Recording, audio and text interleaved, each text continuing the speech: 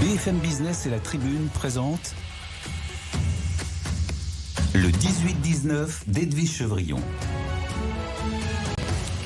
Vous êtes bien dans le 18-19. Mon invité, c'est donc Frédéric Souillot, secrétaire général de Force Ouvrière. Bonsoir Frédéric Souillot. Bonsoir Madame Chevrillon. Merci d'être là. Beaucoup de sujets à vous poser, de questions à vous poser évidemment avec les carburants, l'inflation. Vous avez plus 1,7% en mars. Et puis c'est certainement pas fini. Il y a des mesures qui ont été apportées par le gouvernement, mais on voit bien que c'est insuffisant en tous les cas pour vos collègues de la CFDT et de CGT ce matin. Elles demandent plus. J'ai envie de poser directement la question, Frédéric Souillot, est-ce que vous trouvez que ce qui a été fait est quand même des mesures ciblées et suffisant vu l'état de nos finances publiques? Alors, c'est pas suffisant. Le 20 mars, j'écrivais au Premier ministre, alors avec un succès relatif, puisque je lui demandais le plafonnement du litre de carburant, parce que perdre de l'argent avant d'avoir commencé à en gagner quand on se rend au travail tous les matins, il faut bien qu'on trouve des solutions. Alors qu'il est proposé... C'est pas le cas pour tout le monde, hein. Il ne faut pas non plus exagérer. C'est vrai pour les transporteurs routiers, c'est vrai pour les infirmières, et les pêcheurs, évidemment, et les agriculteurs. Mais c'est vrai aussi pour tous les salariés qui doivent se rendre sur leur lieu de travail avant tous les matins. Oui. Parce qu'il n'y a pas des transports publics qui vous emmènent aux heures où vous devez prendre dans l'industrie. Si vous prenez à 5 heures du matin, vous n'avez pas forcément de transport public. Ok, alors reprenons dans l'ordre. Vous avez écrit le 20 mars au gouvernement en lui demandant de prendre des mesures. Il en a pris. Oui. Elles ne sont pas suffisantes pour moi. Au moins pour les travailleurs qu'on représente, qui prennent des mesures pour aider les entreprises qui seront plus ou moins en difficulté, je suis d'accord. Mais pour autant, peut-être voir l'indemnité de déplacement et le plafonnement vis-à-vis de l'URSSAF. Comment est-ce qu'on peut augmenter les indemnités de déplacement, les primes de transport et surtout nous, collectivement, dans les entreprises, comment est-ce qu'on se remet autour de la table pour essayer de trouver des accords pour augmenter les primes de transport déjà à minima et puis augmenter les salaires, bien évidemment. Lorsqu'on écoute vos homologues, enfin oui, au féminin en l'occurrence, elle demande, Marie-Lise Léon, elle demande des aides ciblées. Ça a été le cas. Elle dit, mais on peut pas, il faut surtout pas avoir des aides, faut pas pulvériser partout parce que on n'a plus les moyens. C'est ce qu'on a fait avant. Ça a profité à tout le monde, y compris à des gens qui en avaient pas besoin. Aujourd'hui, il faut surtout pas faire ça. Vous lui répondez quoi alors ? Alors, je réponds rien à mon homologue. Je dis que on tend pas la main pour faire la manche. J'ai entendu le Premier ministre qui disait que c'est plus la facture du quoi qu'il en coûte, et ce sera maintenant la facture de quoi qu'il arrive. C'est lui qui a repris ce terme-là. Moi, ce que je dis, c'est que dans les entreprises, on doit discuter primes de transport, indemnités kilométriques, et puis si l'État veut faire un coup de main, eh bien qu'il déplafonne les indemnités kilométriques, notamment vis-à-vis du barème URSSAF. D'accord. Donc pour vous, c'est au sein des entreprises en fait que on doit avoir des aides ciblées, mais pour le gouvernement, finalement, vous demandez pas grand-chose au gouvernement. Alors ce que je demande au gouvernement, le prix du litre de carburant. Le carburant, 74% de taxes avec les TIPP, plus une TVA sur la TIPP. 50-55%, mais oui. Bon, oui. Eh bien, là, l'État peut décider de baisser sa TIPP, la TIPP flottante qui ça avait s'appelle Axis maintenant, mais bon, c'est à peu près... Oui, excusez-moi, peut-être que je vieillis alors. Mais au moins, il peut bloquer les prix ou faire baisser ses taxes. Parce qu'aujourd'hui, l'État, il s'enrichit aussi avec le montant des taxes sur le prix du litre. Mais vous savez bien, j'imagine qu'à Force Ouvrière, vous êtes notamment sur le plan économique, vous êtes toujours très affûté. Vous avez bien vu que ce qui augmente d'un côté la TVA, vous avez raison, finalement ça descend de l'autre côté avec l'ACIS, parce que qui est fixé sur le montant de la consommation. Alors la consommation, elle baisse. Donc finalement, ça fait pas, c'est à peu près kiff-kiff, si vous me permettez cette expression, pour le gouvernement qui n'en tire pas grand-chose. Alors que le gouvernement n'en tire pas grand-chose, ce que je souhaiterais, ce que les salariés qui, quand ils vont faire le plein, souhaitent, c'est que le gouvernement n'en tire rien. Parce que sur ce sujet-là, on est tous dans le... On ne tire pas grand-chose en fait. Enfin, tous les calculs le montrent.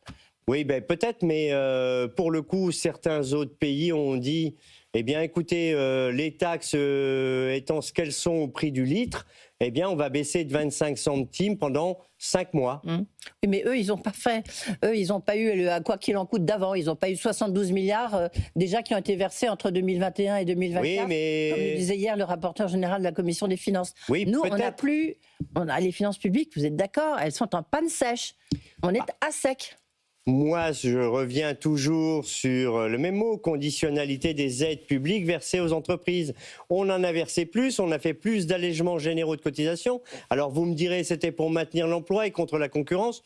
Les emplois de services qui sont en France ne sont pas délocalisables et il n'y a pas de concurrence étrangère sur le sujet. Oui, mais donc, attendez, parce que là, on parle de tout, là, Frédéric Souillot, donc juste pour essayer de remettre un tout petit peu d'ordre, si vous permettez. Là, on était sur les aides qui doivent être apportées aux Français, Oui. voire aux entreprises, mais d'abord aux Français, avec cette flambée des prix du carburant. Donc vous, ce que vous dites, c'est des on aides. plafonne le prix.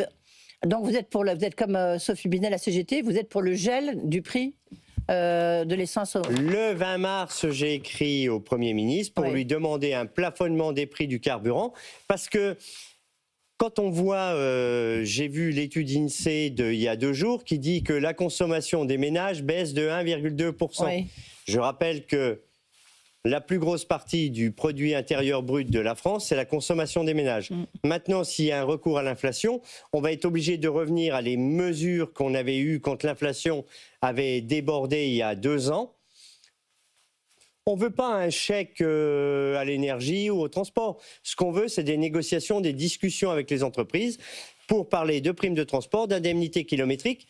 Et l'État, s'il veut donner un coup de main, eh bien, il déplafonne le montant des indemnités kilométriques vis-à-vis de l'URSSAF. D'accord, donc ça, c'est vraiment votre... ce que vous mettez me parliez d'économie. Oui, non, mais tout à fait. La question du gel des prix, on voit bien que finalement, ça ne profite pas forcément aux automobilistes ou aux agriculteurs, ou ça profite parfois éventuellement aux raffineurs, parfois aux compagnies, parce que du coup, elles se trouvent, si jamais le prix augmente, vous voyez, ça peut être... ça dépend à quel niveau vous le fixez. Si vous le mettez à 3 €, le gel des prix, bon, c'est sûr que mais ça peut pas le faire. Regardez ce qui sort aujourd'hui du bout du pistolet dans votre réservoir a été acheté il y a 66 jours. Il faut 66 jours entre le moment où vous l'achetez et le moment où ça coule dans votre réservoir.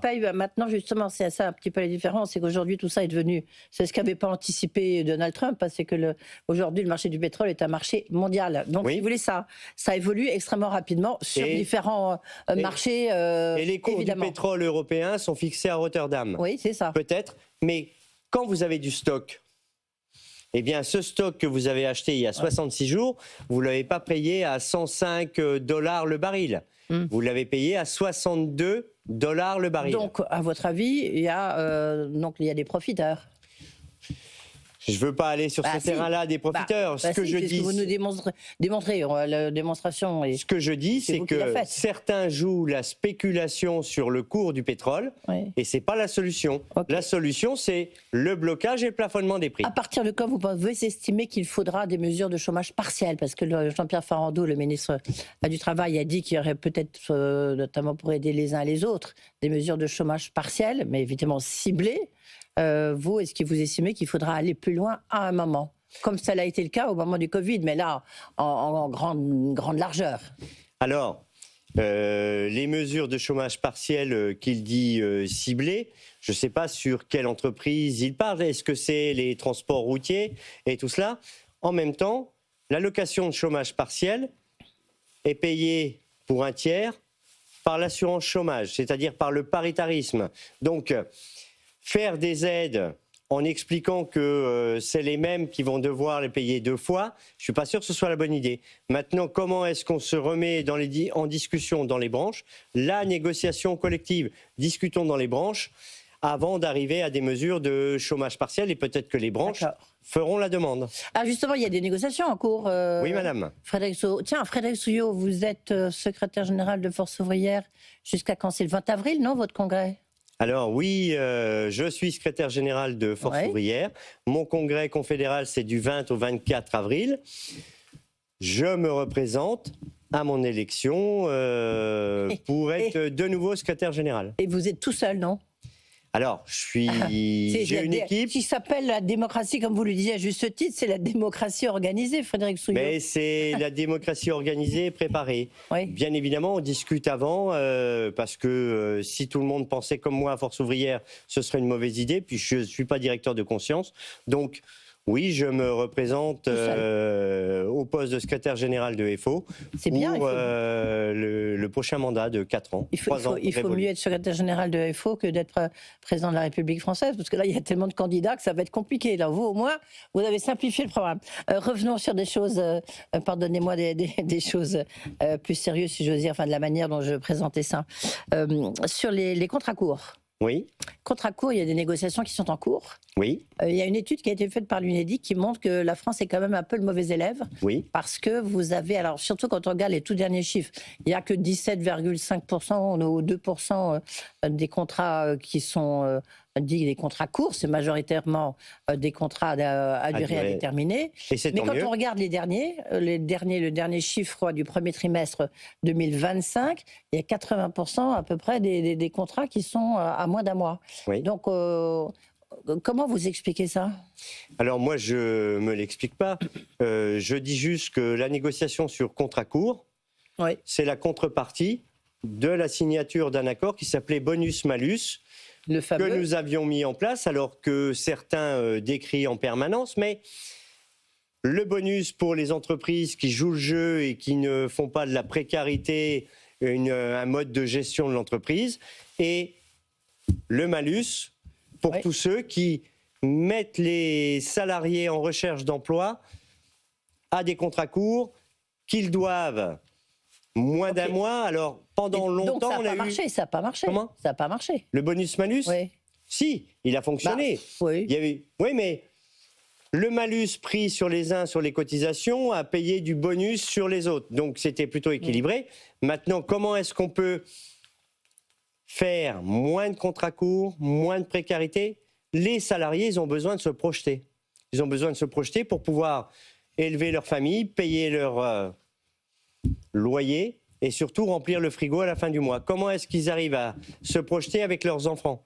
Comment est-ce qu'on arrive à vivre de son salaire? Là, quoi, concrètement, pardonnez-moi, mais concrètement, là, il va se passer quoi? Parce normalement, il y a un accord qui doit être trouvé entre les partenaires sociaux, dont Force ouvrière, en avril.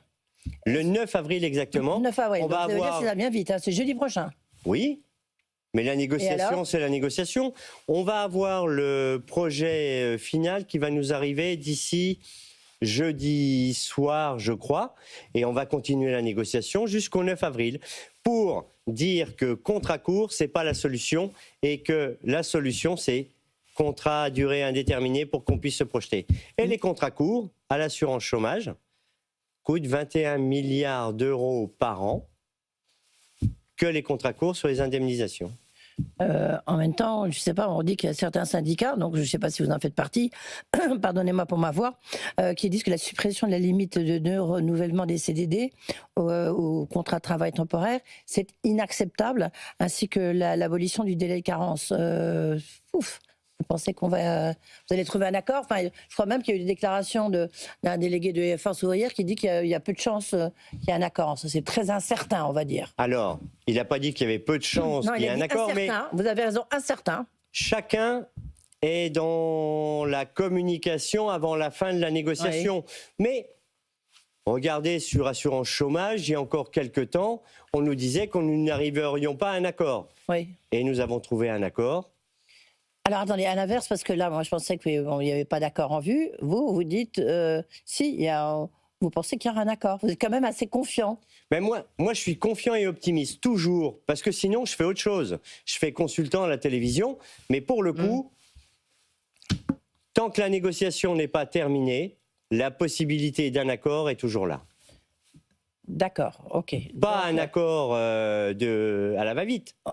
Non, un vrai accord. Un accord national interprofessionnel sur les contrats courts.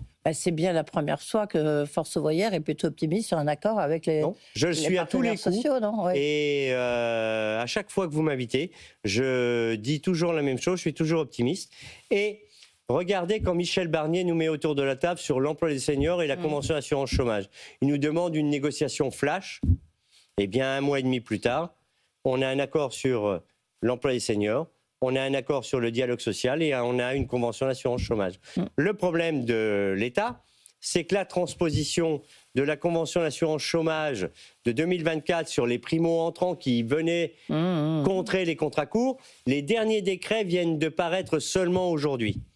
Donc il y a du fort. Il faut raison garder. Vous avez vu juste le rapport du corps sur la question des retraites. Est-ce que vous avez évolué un peu du côté de Force ouvrière sur la question des retraites en disant il faut qu'on retrouve une nouvelle réforme parce qu'il y en aura une dans le cadre de l'élection présidentielle. Peut-être, ça dépend de quelle majorité sortira des urnes, évidemment, quel non va sortir des urnes.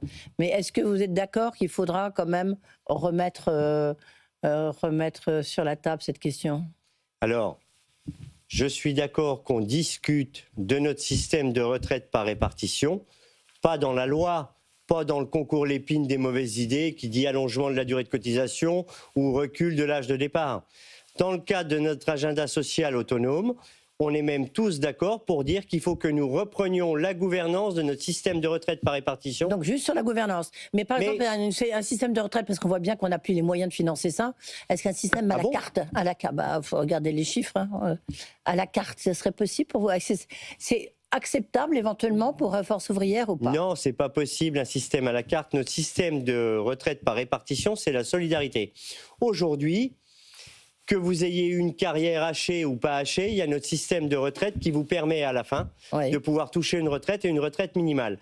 Et le système de retraite par répartition, dès le début, quand il a été mis en place, après le Conseil national de la résistance, eh bien, certains ont critiqué en disant que ça allait peser trop sur le travail et sur le reste. Eh bien, 80 ans plus tard, notre système de retraite par répartition. Et quand on parle de la gouvernance... Non, mais c'était un moment extraordinaire, le Conseil national de la résistance. Ce qu'il y a, c'est que, comme vous dites, 80 ans plus tard, il y a quand même certaines choses qu'il faut peut-être faire évoluer. On est d'accord? On discutera de tout ça dans le cadre de notre agenda social autonome. Et quand on parle de gouvernance... c'est aussi parler de gestion. Quand on parle de notre système de retraite complémentaire, la GIRC et l'ARCO, où on a, je crois, 80 milliards placés. Mais pour le coup, c'est nous qui gérons et c'est nous qui parlons de l'âge, de la durée de cotisation et comment est-ce qu'on garde notre système de retraite par répartition. Si on le garde, si on le sauvegarde en disant, voilà, sur la durée de cotisation, il faut peut-être la moduler, il faut peut-être l'augmenter, sur l'âge de départ à la retraite, il faut peut-être permettre à certains de partir plus tard, sachant que pour d'autres qui ont les carrières longues, il faut qu'ils puissent partir plus tôt. Parce que tout ça, c'est des mots qui sont toujours des chiffons rouges pour vous, ou quelque part, vous vous dites bien que le monde a évolué et que donc, il faut prendre en compte les aspirations des uns et des autres. Le monde a peut-être évolué, mais aujourd'hui, plus de 50%, 51,3% exactement des gens qui liquident leur retraite aujourd'hui ne sont plus en emploi. Ils sont à l'assurance chômage, à l'assurance maladie et pour une partie d'entre eux au RSA. Pourquoi ? Parce qu'ils ont perdu leur emploi vers 57, 58, 59 ou 60 ans. Vous avez raison, tout à fait. Le souci, c'est pas qu'on ne travaille pas assez, c'est que nous ne sommes pas assez nombreux à travailler. Le nombre des seniors des 55-64 ans, même s'il s'améliore, c'est toujours pas le plus... On n'est même pas à la moyenne de l'OCDE. Et pour les 15, les 16-25 ans, c'est la moyenne de l'OCDE, on est 22% en dessous. Comment est-ce qu'on arrive à donner de l'attractivité au travail et comment est-ce qu'on ramène ces jeunes? On a 1 400 000 ni en emploi, ni au travail, ni en formation. Et justement, comment est-ce qu'on les ramène? C'est surtout une grande majorité des jeunes qui sont en contrat court. Ceux-là, ils ne sont même pas en contrat court. Ceux-là, personne ne les connaît. Il y en a 80 000 par an qui sortent du système de l'éducation nationale qui ne vont pas forcément chercher ni des aides publiques ni autre chose. Alors, 2 questions encore là-dessus, justement. Il y avait une grève des enseignants aujourd'hui. Est-ce que vous savez à peu près à quelle hauteur elle a été suivie ce soir? Alors, on n'a pas encore tout à fait les chiffres, mais c'était une grève des enseignants contre les fermetures de classes. Oui, absolument. Et contre la suppression des 4000 postes, puisqu'il y avait eu presque un accord pour dire que ces postes ne seraient pas supprimés.